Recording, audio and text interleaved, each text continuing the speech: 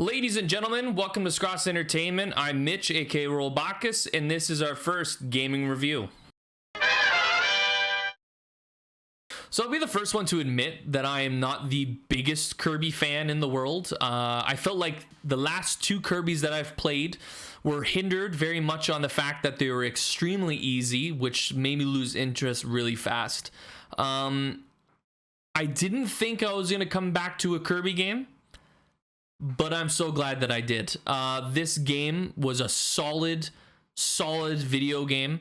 It kind of brought something back for me for Kirby. I loved the charm in the game design, the level design, the music was excellent. I thought I could have downloaded it onto my iPhone and listened to it on my way to work. But there's so much to this game to actually really enjoy. There are a few things that I would say I'm not the biggest fan of, but it's so outweighed by the fact of there's so many things in this game that I enjoyed that is just not really going to hinder you from buying this game. I think overall, like I said, it's a solid game. There's a lot to love about it. And let's just get into it. They have obviously Amiibo compatibility, which I don't exactly know which Amiibos you can use. I looked them up. I don't know if I know them off by heart.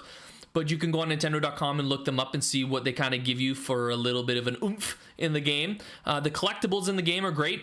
I thought they're very unique, and there's a few that actually describe certain characters throughout the game, which I really enjoyed.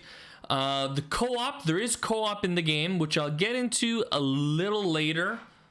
There's a few things that I have opinions about on it, but like I said, we'll get into it later.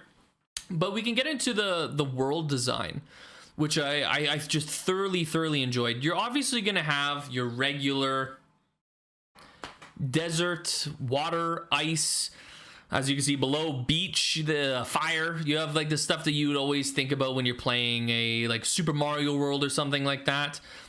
So you're going to run into that. But the thing is they do such a good job on the way they design the levels that you really don't think about it until you actually have to sit down like I am right now and kind of think about what the game actually is. They have new abilities throughout the game, which I thoroughly enjoyed.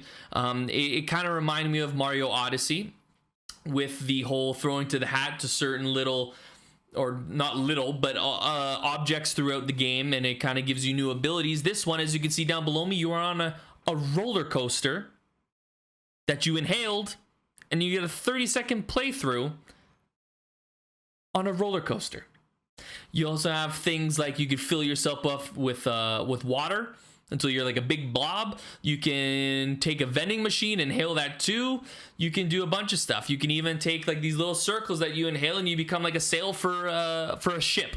So there's a bunch of unique little things that I think that could have came off gimmicky if they weren't done right, but they do so well in utilizing it with puzzles and things throughout the game that, like right here as you see below, like things like this, like it just such unique things that might not work if you do it wrong, but they did it so right that it was excellent. I enjoyed it so much. But let's get into more or less out of the levels and out of the puzzles and stuff. This is going perfectly with me right now. There is a Waddle Dee town. You are no longer in Popstar World, which is usually where Kirby takes place, but you kind of take a Spider-Man No Way Home thing where you go through another dimension and then you're plopped into this other world, and you and the Waddle Dees are creating this or developing this town. And through the town, you slowly unlock certain things. You unlock a restaurant where you can become a server. You can unlock a fishing area where you can go fishing. You unlock a tournament arena where you can fight bosses and a few other known characters that you've probably run into in the other games. And just things like that, little things that you think wouldn't be a big thing, kind of make this game the reason why I love it so much. And to be honest, I don't think many games do enough of this anymore, and it just gives it that unique character that I feel like are missing in a lot of games. There is certain things, like I was talking before about the Waddle Dee town, that you need to be connected to internet Okay, there is a delivery service in there I never personally used. I never connected to the internet, but there are multiple things that you can do in this town, and it just kind of gives it that charm throughout the game where you aren't just playing through levels. There are other things to do, there are other things to unlock, there are other things to care about, and I think that's what makes this game so great. And the upgradable abilities that we all know and love, that we've known for years now, are also in this game that we know, which is like the fire. If I could remember the names, I would, but it's the fire, the tornado stuff. You have all the original stuff that are going to be in there, like we always know. The upgradable abilities, I think, are done very well and make you come back to it. I think that the way that they design this game is so that you have to play through it a second time, which I'm totally gonna do. I think it's awesome, and there's no reason not to. I think there's so much more to explore still. I think there's a lot to kind of go through. The unlockables kind of keep you interested as well. I just don't think they've created anything that's boring. And that's what's so interesting to me, because I went from not enjoying this game or this series into wanting another Kirby game, which I just find immaculate. The bosses in the game, I will say, in the first 4 worlds, nothing special. That was one of the things that I wasn't a huge fan of, is I always thought the bosses were kind of a little iffy for me. I thought that they could have been made a little more difficult, but once you get to the end of the game, I won't spoil it for you guys for that, but the final boss of the game is, I would say it's crazy difficult, but it's enough that you're going to play it maybe a few times before you actually get through it. Happened to me. But yeah, the one complaint about difficulty that I kind of keep harping on, it's not really there. You're not going to care about it once you dive into this game. I felt like I completely forgot about it. I was worried about it for the first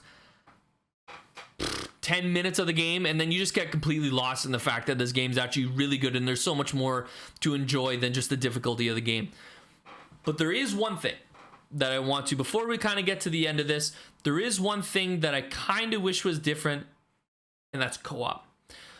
There is a co-op selection for the game, which I'm glad they've put in, but it's not really what I would want for a game like this. The co-op is, you don't get to play as another Kirby or anything like that. You get to play as a Bandana Waddle Dee.